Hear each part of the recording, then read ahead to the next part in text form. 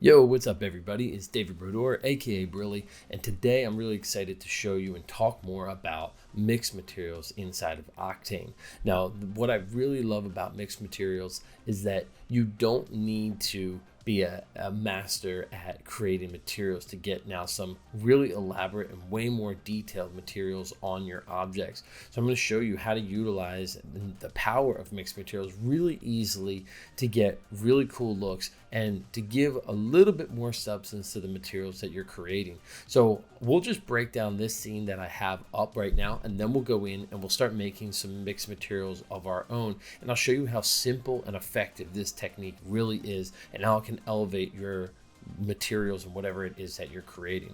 So if we just take a quick look at some of the mixed materials that I've already created, and I can just drag and drop this on top, you can see how quickly this kind of populates as opposed to what I have previously. What if I just made this kind of like off red kind of magenta material? Now this is just glossy, right? Not a whole lot of structure or substance to it. But if I make multiples and have them as different colors and put those into a mixed material and add that on, now we get instantly an additional structure to it here.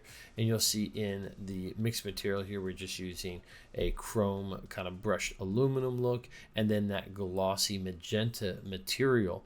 And what's really cool is you can just keep swapping these in and out. But let's make a couple on our own. You can even see here what I was doing as I was kind of playing along with this is I would make a gray glossy with a little bit of roughness to it, and then I would make a same gray with just a little bit darker with the same kind of amount of roughness to it.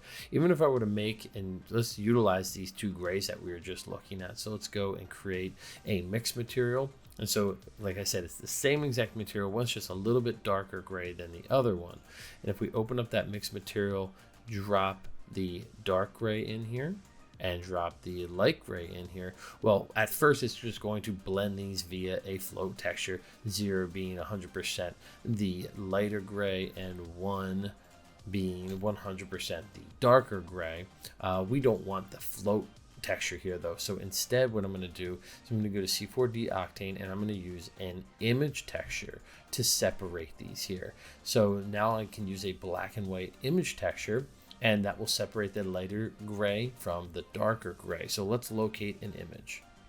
And for that, what I'm going to do is I'm going to open up my grayscale gorilla, and let's go into the plus library here. So I have a bunch of materials all in here. I have a bunch on my hard drive too, but these are really, really great. So let's just go into our textures.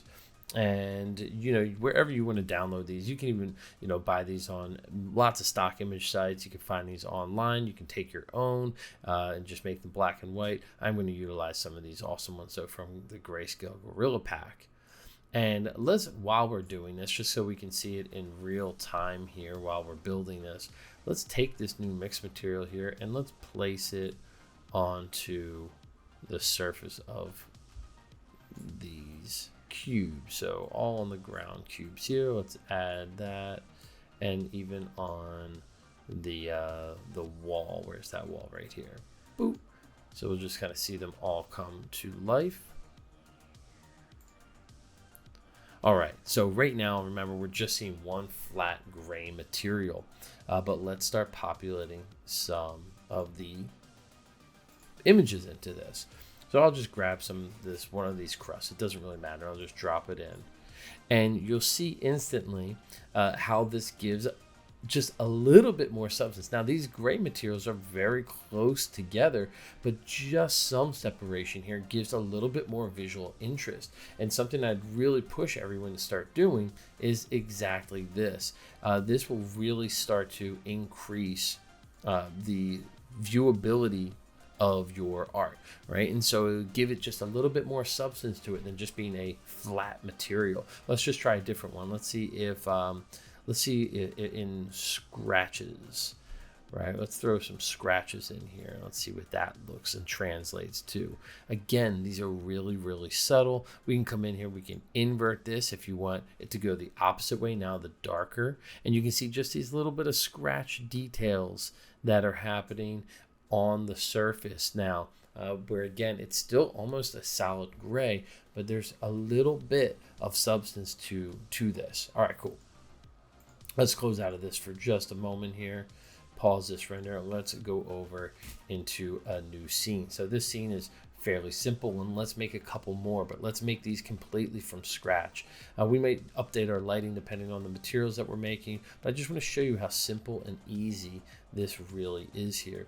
So let's go to materials, let's say create, let's do a glossy material and open this up. And for this material, I'm just going to collapse this a little bit. Let's give this a magenta color. Perfect. Let's give this, we can just keep this glossy. We'll just call this glossy. And then basically all we need to do is copy this material and paste it. And I'm going to write matte here. And let's add some roughness to this one. Let's go like 0.5. So it still has some reflective qualities. However, this is going to be more matte. And now let's go into my materials and let's create a Octane mix material. Let's just add that in. Then we're just going to kind of repeat the same steps that we were doing before. Let's throw the glossy in. Let's throw the matte in. And the order here doesn't really matter because we're going to be using an image texture, so we can always invert the image texture. So that doesn't matter. But let's do this again. Let's go into C4D Octane and let's change this to an image texture node instead. And now we need to just simply plug in some image texture. So again, for me, I'm just going to head over to my plus library and let's begin to get some materials. Since I'm on the scratch, I'll just head over to the scratch and let's definitely place the material onto the sphere. Now this might be a little tricky because the scratches are very thin, and just seeing a difference in the kind of roughness, the one's matte and one's glossy, this might not be the best surface to do. So let's go in and let's maybe do like smudges. We want something that's kind of more highly contrasted. Let's throw smudges onto there.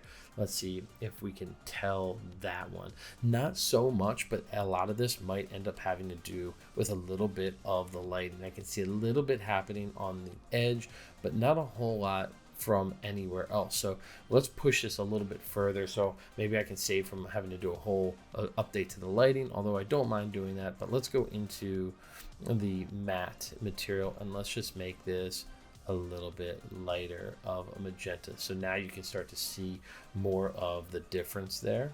Let's just close out of that, and we can just keep plugging in more and more materials here until we get the look that we want. So let's open up that mix material yet again, go into this image texture here, and I'm just simply dragging and dropping any kind of materials that I want. Let's go back into crust. Actually, let's see what copy machine does. I haven't really played with a lot of these yet. Let's just drag and drop that right in there. Not too noticeable. Not really sure how that's translating. We do want something with a lot more contrast. I see this is getting more glossy. Let's go into crust. Crust is nice because it definitely has a lot of contrast in with these, and I can see that actually happening here. What's really cool too is you can always take this mixed material texture. We can say copy shader right from the image texture, go into use displacement, add displacement, and let's paste that same texture. So not only is it now going to be a slightly different color, or one's glossy, one's matte, let's increase the level of detail and maybe decrease the height significantly. We don't want a ton here, and you can see how interesting this is now becoming. Now let's why not work on some of our HDRIs in here, and let's see if we can get anything that's maybe a little bit making this show a little bit nicer here. So I'm just going to click through. I'm in the Pro Metal Studio right now. I probably will pop into maybe just a Pro Studios. Let's see, let's start messing with some of this. Something that's maybe a little bit more directional based, not so even overall. But you can see here, we've got some pretty cool, interesting stuff. Now let's just add a little bit more to this as well. Let's go to that matte that we changed, and let's maybe shift the hue slightly so it pops even more, so these begin to get even more separated. Let's go maybe more to a yellow. And again, this is all happening just from the mix material. So you can see that we can do something that's maybe more subtle, but then again, we can do something that's maybe a little bit more extreme, a little bit more noticeable. But play around with like your lighting to all this stuff, because that will make a enormous difference, right? You know, even something that's kind of more singular light or something like that. But play around with the lighting, because if you want to do something that's more subtle, you might think that it is actually not appearing, but it might just be your lighting or your reflections or something like that that is seeming to make it disappear. But in fact, it's really just your lighting. So, you know, utilize mixed materials. You can see how easy it is. It can be patterns, it can be textures, whatever. It doesn't have to be as extreme as we've gone here. You know, we can bring this back and maybe start pushing this into more of that kind of yellow too, right? And you can see though, just that separation. This looks like a way more complicated material than it actually is. You know, when you're breaking it down, it's like these are actually very, very similar, and there's not too much difference between them, but it really kind of stands out now. So please utilize these mixed materials, up your level of material creation and just your overall visual of your scene in a really simple and effective way.